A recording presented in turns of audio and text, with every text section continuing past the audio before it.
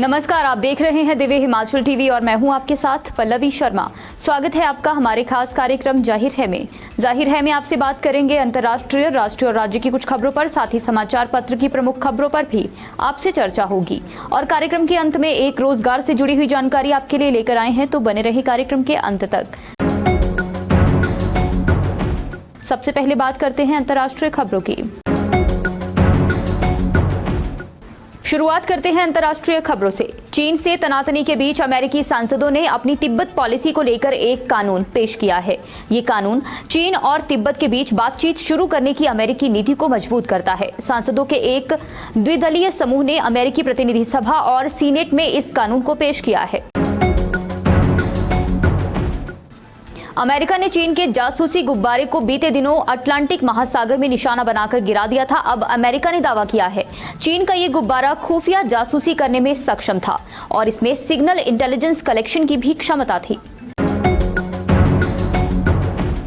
दक्षिण अफ्रीका के राष्ट्रपति सिरिल रामाफोसा ने केप टाउन में अपने सालाना स्टेट ऑफ द नेशन संबोधन के दौरान देश में बिजली संकट के कारण आपदा की स्थिति का ऐलान किया।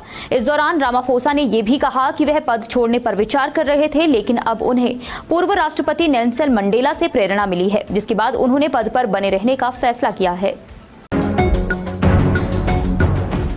और अब बात करते हैं राष्ट्रीय खबरों की। मुख्यमंत्री अशोक गहलोत ने आज विधानसभा में पुराना बजट भाषण पढ़ दिया। करीब 6 मिनट तक वे पुराना बजट पढ़ते रहे। तब महेश जोशी ने उनके कान में आकर कुछ कहा। इस दौरान विपक्ष ने भारी हंगामा शुरू कर दिया। सुप्रीम कोर्ट ने हिंदू सेना अध्यक्ष की याचिका खारिज कर दी है। बता दें कि हिंदू सेना के अध्यक्ष ने सुप्रीम कोर्ट में याचिका दाखिल कर प्रधानमंत्री की गुजरात दंगों में कथित भूमिका पर आधारित डॉक्यूमेंट्री प्रसारित करने के लिए बीबीसी और बीबीसी इंडिया पर प्रतिबंध लगाने की मांग की थी। भारत सरकार ने कोरोना की वजह से 6 देशों के लिए अनिवार्य किए गए नियमों में राहत दी है। अब इन देशों से आने वाले यात्रियों को कोरोना की जांच रिपोर्ट और एयर सुविधा फॉर्म को अपलोड करने से नियम में राहत दी गई है। जिन 6 देशों से आने वाले या इन देशों से होकर आने वाले यात्रियों को सहूलियत दी गई है, उनमें चीन, सिंगापुर, हांगकांग, कोरिया, थाईलैंड और जापान के नाम शामिल है। Divya Himachal presents miss Himachal 2023 brought to you by Arni university, powered by Dabur Amla hair oil. प्रतिभा और ग्लैमर की एक शानदार सौंदर्य प्रतियोगिता।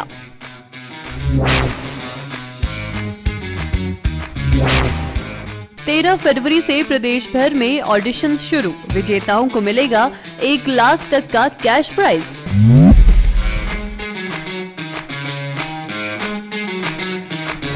अधिक जानकारी के लिए पढ़ते रहें दिव्य हिमाचल और फॉलो करें मिस हिमाचल फेसबुक और मिस हिमाचल ऑफिशियल इंस्टाग्राम पर।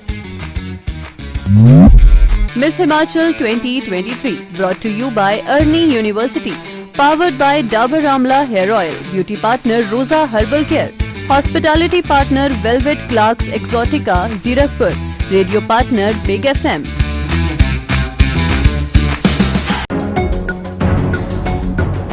और अब बात करते हैं राज्य की प्रमुख खबरों की। सुख की सरकार होने का नारा देने वाली कांग्रेस की सुखविंदर सिंह सुक्खू सरकार ने अब विकास कार्यों के लिए उपायुक्तों को मिलने वाला करोड़ों का अनुदान भी रोक दिया। साल में हर तिमाही आम जनता के हित के लिए करोड़ों का फंड जारी होता है। देश में स्वदेशी नेजल कोरोना वैक्सीन के 3 और बैच पास हो गए हैं। सेंट्रल ड्रग्स लेबोरेटरी कसौली ने नेजल वैक्सीन के बैच को मंजूरी दे दी है। वैक्सीन का संस्थान की प्रयोगशाला में करीब 15 दिन तक परीक्षण कार्य चला। हिमाचल प्रदेश के ठियोग के अंतर्गत आंगनबाड़ी केंद्र बल्ग में काम कर रही कार्यकर्ता की डंडों से पीटकर हत्या का मामला सामने आया है। घटना गुरुवार दोपहर की है, जब आंगनबाड़ी कार्यकर्ता और सहायिका केंद्र में थी। इसी बीच आरोपी ने मौके पर पहुंचकर इस घटना को अंजाम दिया। आसपास के लोगों ने मौके पर पहुंचकर घायल अवस्था में आंगनबाड़ी कार्यकर्ता को उपचार के लिए आईजीएमसी शिमला पहुंचाया, लेकिन यहां उपचार के दौरान महिला ने दम तोड़ दिया।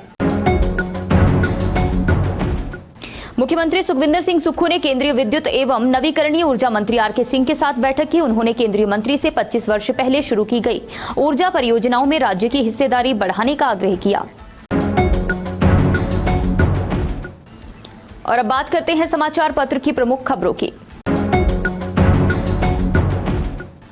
ओपीएस और महिलाओं को 1,500 के बाद तीसरी सबसे बड़ी गारंटी 300 यूनिट बिजली पर बोर्ड ने काम छेड़ दिया है।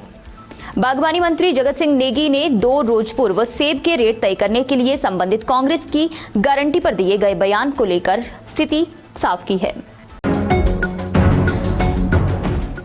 और अब बात करते हैं संपादकीय पृष्ठ की। हिमाचल में सैलानी नहीं और पर्यटन चाहिए। इसके लिए ऐसे अध्ययन की जरूरत है जो बता सके कि प्रदेश यहां तक कैसे पहुंचा और इसके लिए निजी क्षेत्र का क्या योगदान रहा। इस लेख को आप पर्यटन अनुभव के लिए शीर्षक के साथ संपादकीय पृष्ठ पर पढ़ सकते हैं। इसके अलावा कश्मीर में सरकारी जमीन पर कब्जा कुलदीप चंद अग्निहोत्री का लेख भी यहाँ छपा है। अकादमियों के लिए धन का प्रावधान हो भूपेंद्र सिंह का लेख भी यहाँ छपा है। और छिलकों की छाबड़ी में आप गुरु बिना ज्ञान कहाँ पूर्ण शर्मा का लेख पढ़ सकते हैं। और कार्यक्रम के अंत में बात करते हैं रोजगार की। Indira Gandhi national open university यानी इग्नू के दिल्ली स्थित मुख्यालय में 15 फरवरी को कैंपस प्लेसमेंट ड्राइव का आयोजन किया जा रहा है। कैंपस प्लेसमेंट में customer service executive, copy editor, technical writer पद पर नियुक्तियां की जाएंगी।